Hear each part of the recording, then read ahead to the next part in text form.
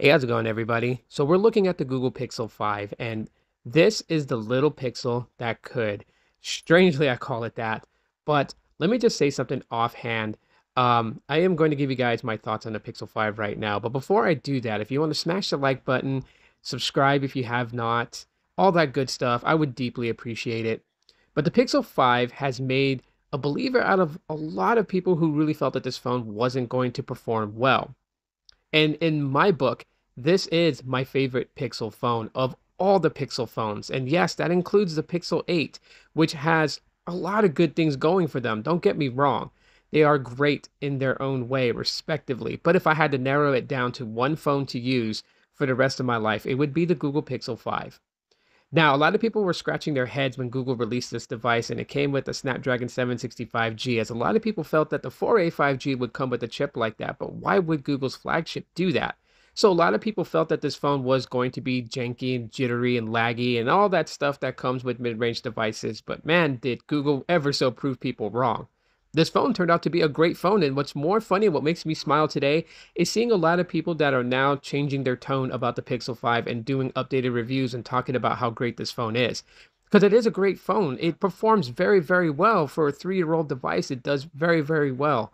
And I couldn't be happier. The 765G chip never slowed it down. Android is well optimized on this device. The audio on this thing is amazing.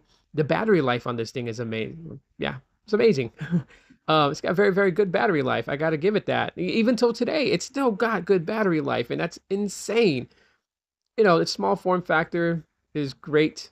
Makes it easier for me to hold it in the hand for long periods of time. So this is not a phone that I would feel like is going to be uncomfortable throughout, daily use.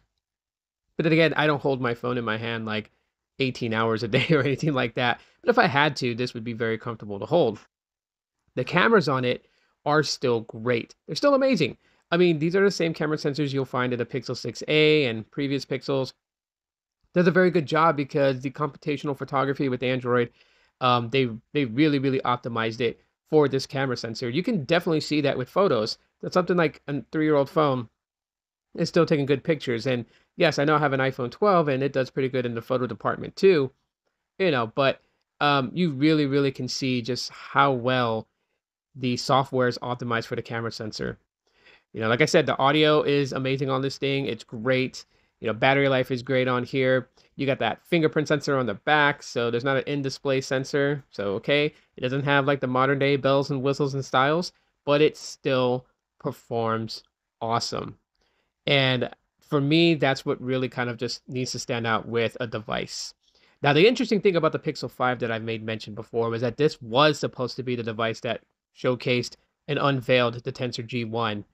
Unfortunately, because of said events around the world, that didn't happen. But hey, you know what? It was fine with the 765G. So let me know what your guys' thoughts are. Thanks for checking out this video, and I'll talk to you on the next one.